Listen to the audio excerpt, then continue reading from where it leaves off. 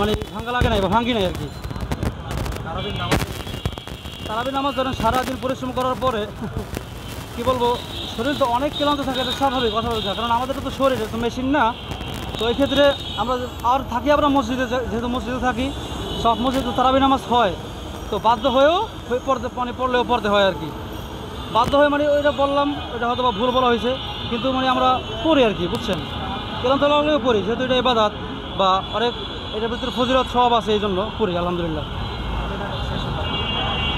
আমরা যেই গতিতে এখন সামনে আগাইতেছি, যদি এইভাবে আগাই তাহলে হয়তো বা 29 বা 30 রমজানে শেষ হবে, 30 রমজানে শেষ হবে হয়তো বা।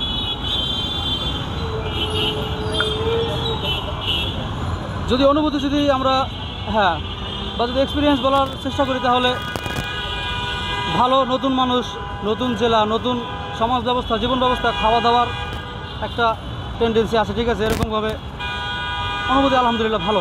বা আমি আর একটা কথা বলি, আমাদের একটা স্লোগান আছে মাদকের বিরুদ্ধে, যে মাদককে না বলুন সমৃদ্ধ জীবন করুন, মাদককে না বলুন জীবনকে সুন্দর করুন। তো আমি আমাদের যুবক ভাইকে একটা মেসেজ দিতে চাই, সব যুবক ভাইদেরকে, বাংলাদেশের বা সারা বিশ্বের, যে আপনারা মাদক থেকে বেরিয়ে আসেন, ঘর থেকে বের হন, বাড়ি থেকে বের হন, আল্লাহ তাআলার সুন্দর সৃষ্টিটা দেখেন, পৃথিবীটা দেখেন, তাহলে আপনাদের মানে নিজেদের মধ্যে আবার নিজেদেরকে মানে আপনারা খুঁজে পাবেন, বা আপনি নিজেদেরকেই চেঞ্জ করতে পারবেন। এত সুন্দর সৃষ্টি হয়তো বা আপনারা কখনো দেখেন নাই, বা দেখে থাকলেও আরও আমি মানে আবদার করি, আপনাদের উপরে আবেদন করি যে আপনারা আরও ঘোরেন, আরও দেখেন, তাহলে আপনাদের মন মানসিকতা চেঞ্জ হবে, আপনারা আপনাদের এই খারাপ জীবন থেকে বের হয়ে আসতে পারবেন আর কি। কোন জায়গাটা সবচেয়ে সুন্দর মনে হয়েছে এটা, আর দীর্ঘ সময় ধরে হাঁটতে হয়েছে কোন জায়গা? দীর্ঘ সময় ধরে যদি আমরা হাঁটতে হয়েছে বলি, তাহলে নেত্রকোনা থেকে সুনামগঞ্জ আমাদের যাইতে হাওরের ভিতর দিয়ে ভাই বিশাল পথ পাড়ি দিতে হয়েছে, অনেক বড় পথ পাড়ি দিতে হয়েছে আর কি। ওই দিন আমাদের রাত্র 8টা পর্যন্ত হাঁটতে হয়েছে, একেবারে সকাল থেকে নিয়ে। আর যদি সৌন্দর্যের কথা বলেন, কেমন সৌন্দর্য, প্রাকৃতিক সৌন্দর্য নাকি মানুষের আচরণ সব মিলিয়ে, যদি মানুষের অতিথি পরায়ণতা বলি, তাহলে ধরেন ময়মনসিংহ বিভাগ বা ময়মনসিংহ, জামালপুর, শেরপুর আগায় থাকবে। আর যদি প্রাকৃতিক সৌন্দর্যের কথা বলি, তাহলে সিলেট, মৌলভীবাজার, হবিগঞ্জ আগায় থাকবে। কারণ আপনারা সকলেই জানেন ওই বিভাগগুলো বা ওই জেলাগুলো মানে বলা যায় কি বলবো, নৈসর্গিক আর কি, স্বর্গীয় একটা বিষয়, মানে না গেলে বোঝা যাবে না, এত সুন্দর আলহামদুলিল্লাহ ভাই, এই আর কি। শুরুতে যখন করছিলাম তখন কেমন লাগছিল? মনে হচ্ছিল যে আপনারা তো টোটাল 51টা জেলা, শুরুতে কি এটা মনে হচ্ছে? আমরা প্রথমেই মানে আমরা কোন দিন কোন জেলায় থাকবো বা কোন জেলা আমাদের কত নাম্বার, এটা আমরা বাড়ি থেকেই মনে করেন ডিসাইড করে বের হই। তো আমরা এই আজকের যে ঢাকা 51 নম্বর জেলা বা এই কয় তারিখে থাকবো, এইটাও আমাদের সেই বের হওয়ার আগে থেকেই মানে প্ল্যান করা।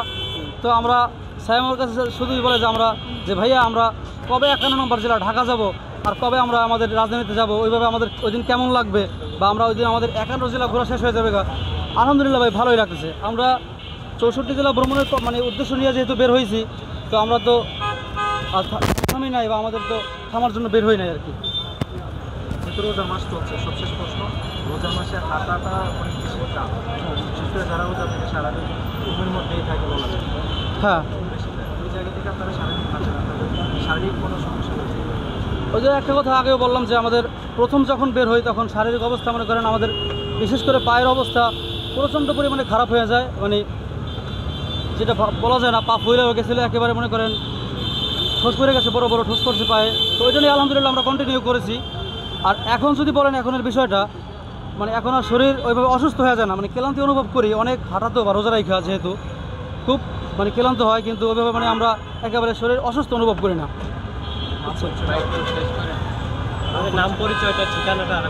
আমাদের বাড়ি মাদারীপুর জেলার কালকিনি থানা, আমাদের বাড়ি বাঁশগাড়ি ইউনিয়ন, আউলিয়ারচর গ্রাম, এই আর কি। আমাদের বাবা প্রাইমারি স্কুলের হেডমাস্টার, আর আমাদের আম্মু গেরেন মানে হাউস ওয়াইফ আর কি। আমার নাম মোহাম্মদ সিয়ামউদ্দিন, আমার ছোটো ভাই মোহাম্মদ সায়েমউদ্দিন।